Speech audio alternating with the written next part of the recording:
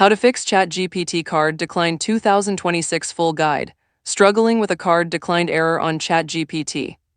You are not alone, and in this video, I am going to teach you exactly how to fix your payment issues so you can get back to using the latest AI models without any interruptions.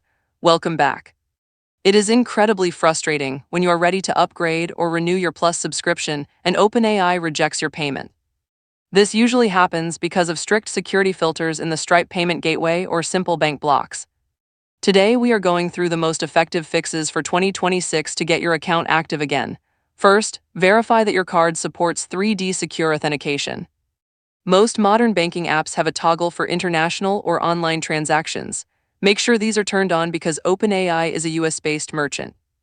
Also, ensure you have a few extra dollars beyond the subscription price to cover any potential foreign exchange fees or temporary authorization holds. Next, check your connection.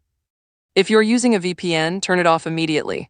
Stripe often flags payments coming from VPN IP addresses as high risk, leading to an automatic decline. Once the VPN is off, open your browser in incognito or private mode.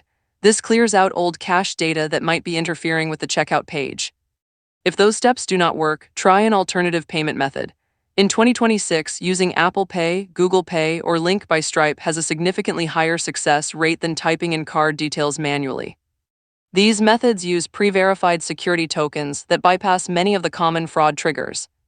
For users outside the United States, if your local bank continues to block the charge, consider using a reputable virtual debit card from providers like Wise or Revolut. These cards are specifically designed for international digital subscriptions and are rarely declined by OpenAI. Here is a pro tip to keep your access permanent. Once you get a card to work, go into your billing settings and add a secondary backup payment method. This prevents your account from being downgraded if your primary card expires or has a temporary limit issue in the future. By following these steps, you should be able to resolve any billing errors and keep your ChatGPT access seamless.